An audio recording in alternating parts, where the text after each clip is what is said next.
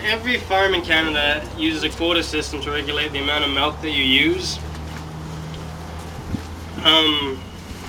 Quota goes by kilograms of butter fat in the milk.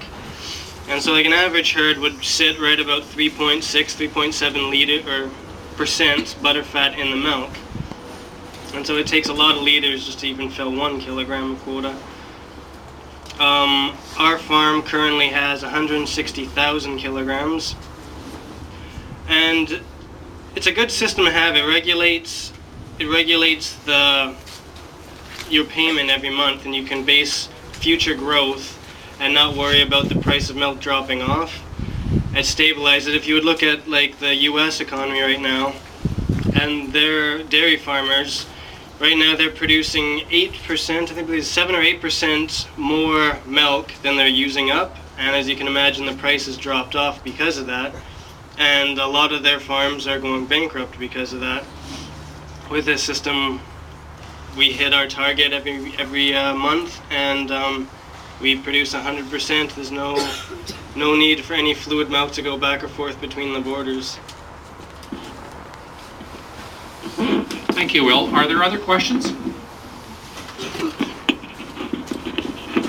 Do you expect the treaties of trade liberalization, like the NAFTA agreement, in any way to influence the future of your operations?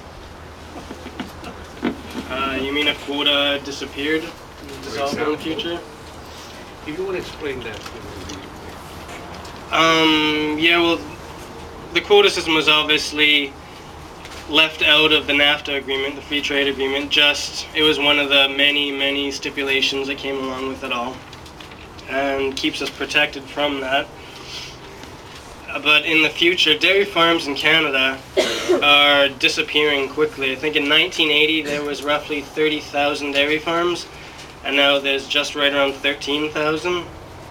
I believe there's 550 farms in BC in total, so it's disappearing fast, and they keep disappearing in BC at a rate of probably about 20 to 30 farms a year. So at that rate, probably the quota system won't be around in another 50 years, because all it would turn into is basically a monopoly between 10 or 15 companies would have all of the quota, and no one new could actually go into the system.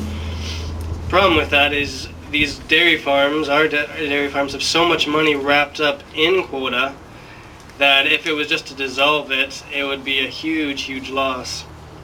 For an example, like if we wanted to set up, say, a 400 herd dairy farm in the US or Canada, we would need probably about $2 million to set up the barns and the parlor, say $3 million to set up the barns and parlor.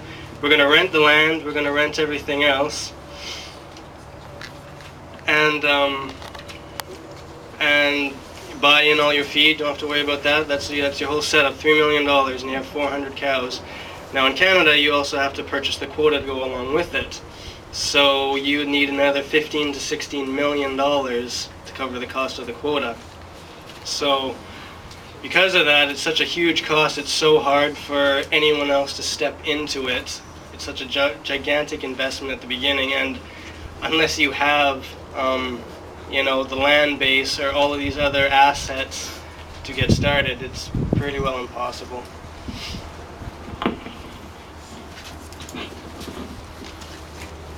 Randy, did you want to add anything or make some comments? Okay. I have one question. You've been involved with the BC Dairy Foundation. And can you maybe say a few words about the foundation and its role in terms of dairy products and dairy promotion?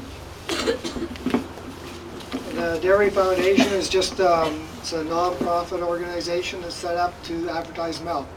And it's just a little bit of our check and everybody else's check in the province goes in to fund the office and fund everything that's going on. And all the advertisement you see on TV, and there's more on the internet and more radio and stuff now because the TV is quite expensive. And it's all to do with selling fluid milk. Most of the advertising you see for cheese and stuff comes from more Quebec or back in the east. And so here in BC is just advertising fluid milk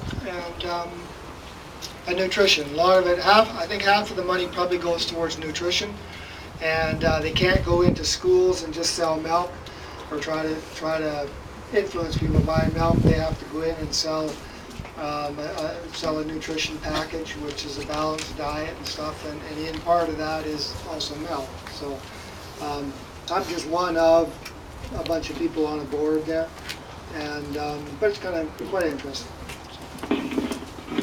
Thank you. We have a question for Ron and Betty, if you don't mind. Can you make a comment about some of the changes that you've seen in the neighborhood and the industry since you started the farm? And the farm itself. And the farm itself? I don't know whether I can talk on this and make sense, but when we first come here, there was probably 5, 6 dairy farms in this side of the freeway. And then they gradually sold out and left. So there's only 2 of us left here that farm this between the dikes and the freeway. It was more of a community then, and that was nice. There was a dance hall up here that we used to go every Saturday night and dance and one thing or another, but it was a beautiful place to raise our kids.